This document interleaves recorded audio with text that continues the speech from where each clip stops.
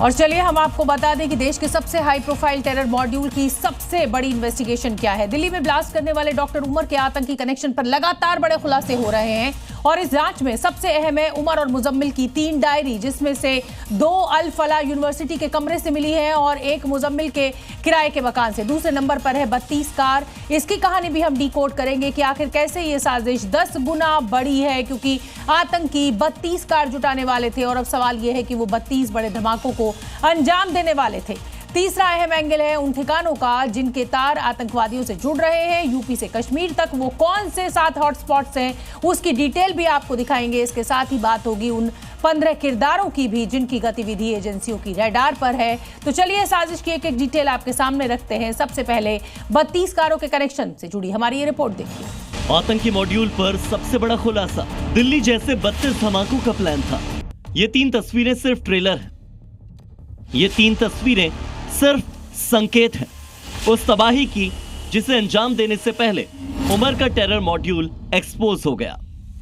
पहली तस्वीर में सफेद i20 कार जिससे उमर ने दिल्ली में धमाके को अंजाम दिया। दूसरी तस्वीर में लाल रंग की इको स्पोर्ट और तीसरी तस्वीर है अल फलाह में लाल रंग की ब्रेजा कार की, जो लखनऊ की रहने वाली डॉक्टर शाहीन की कार बताई जा रही है। तस्वीरों में भले ही आप इस वक्त इन 3 कारों को देख रहे हैं, ये साजिश इससे 200 गुना घातक है, क्योंकि इस टेरर मॉड्यूल की जांच में आज सबसे बड़ा और हैरान कर देने वाला खुलासा हुआ।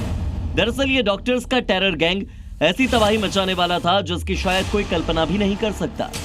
उमर और मुजम्मिल के साथ बाकी साथी मिलकर धमाके के लिए कई गाड़ियां तैयार कर रहे थे। पुरानी गाड़ियों को धमाके के लिए तैयार करना था। i20 की तरह कई सेकेंड हैंड गाड़ियां खरीदने वाले थे। एक साथ कई जगहों पर धमाके की योजना थी। कई शहरों में सीरियल ब्लास्ट की प्लानिंग का भी शक है। गाड़ियों में विस्फोटक रखकर बड़े धमाकों का प्लान था। आतंकी उमर का टेरर मॉड्यूल लगातार तबाही का सामान जुटा रहा था। विस्फोटक बनाने के लिए 20 क्विंटल से ज्यादा एनपीके खाद की खरीद बताती है कि आतंकियों के मंसूबे कितने घातक थे। लेकिन जम्मू कश्मीर पुलिस का एक्शन,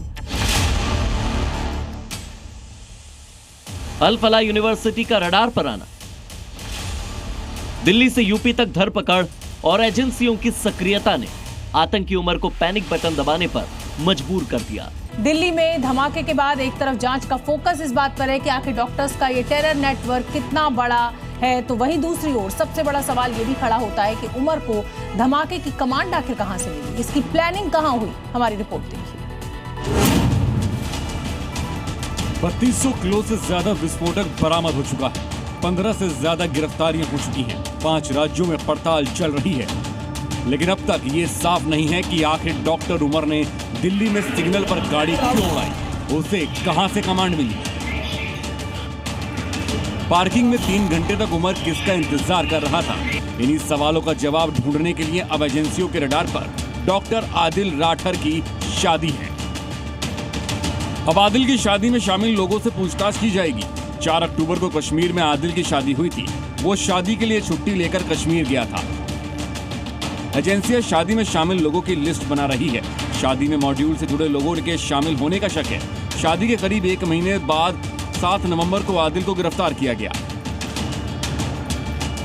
अनंतनाग के सरकारी अस्पताल में काम कर चुका आदिल जैश ए मोहम्मद व्हाइट कॉलर मॉड्यूल का प्रमुख सदस्य है। माना जा रहा है कि आदिल की शादी में कई ऐसे लोग शामिल हुए थे जो इस आतंकी साजिश का हिस्सा हैं, क्योंकि डॉक्टर आदिल अहमद का आतंकी दिमाग कई मोर्चों पर सक्रिय था। नए लोगों को जोड़ने के लिए टेलीग्राम पर युवाओं को ब्रेन वॉश करता था। विस्फोटक के लिए विदेशी फंड जुटाने में भी लिंक मिले। सरकारी लॉकर में बरामद AK-47 इस बात का सबूत है कि आदिल हथियार जुटाने का काम भी कर रहा था। इसके अलावा ब्लास्ट के लिए विस्फोटक और कारें जुटाने में भी भूमिका थी। यही वजह है कि आदिल भी जैश के इस आतंकी मॉड्यूल का प्रमुख किरदार बन गया, जिसे लेकर अनंतनाग से सहारनपुर तक एजेंसी एक्टिव है और ये पता लगाने की कोशिश हो रही है कि आदिल की शादी कहीं साजिश का सेंटर पॉइंट तो नहीं।